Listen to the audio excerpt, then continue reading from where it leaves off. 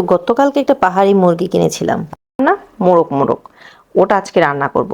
এই যে গায়ে একটু হলদে কালার না, ওরা কি করে হলুদ মেখে তারপরে খড়ের মধ্যে মুরগিটাকে পোড়ানো হয়, যাতে কালারটা পরিবর্তন না হয়, কারণ কালচে হয়ে যায় তা না হলে।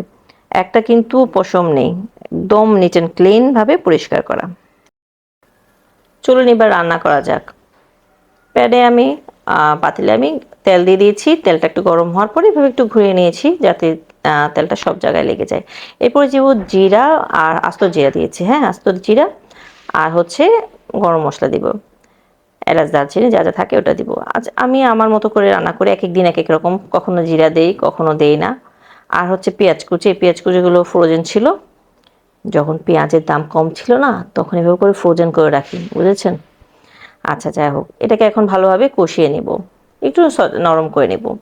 তারপরে ওই টমেটো দিয়ে দিচ্ছি, টমেটোটা দিয়ে তারপরও ভালোভাবে নাড়াচাড়া দিয়ে কষিয়ে নেব।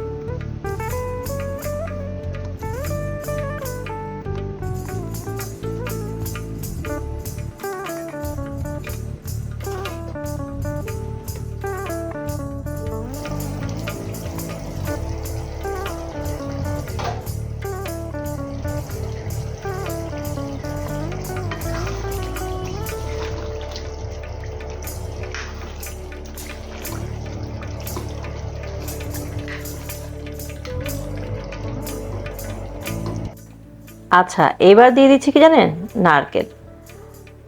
কে কীভাবে খান যায় না, এই যে আস্ত নারকেল থেকে টুকরো করে নিয়ে এভাবে করে কেটে নিয়েছি। এটা আমি এখন ফ্রিজে সংরক্ষণ করেছি। এভাবে দিয়ে খেতে খুবই ভালো লাগে, একদম হাঁসের সাথে, তারপর দেশি মুরগির সাথে খেতে কিন্তু দারুণ লাগে। একদম নারকেলের মধ্যে সম্পূর্ণ মশলাটা যখন যায় না, তখন নারকেলটা খেতে খুবই ভালো লাগে, একদম সেরকম একটু মিষ্টি মিষ্টি ঝাল ঝাল। আপনারা কি খেয়েছেন কখনো? যাই হোক, মোরগটা কিন্তু শক্ত ছিল, ভালোভাবে কষিয়ে নিতে হয়েছে। তারপরে কিন্তু একবারে পানি দিয়ে ভালোভাবে সেদ্ধ করে নেব।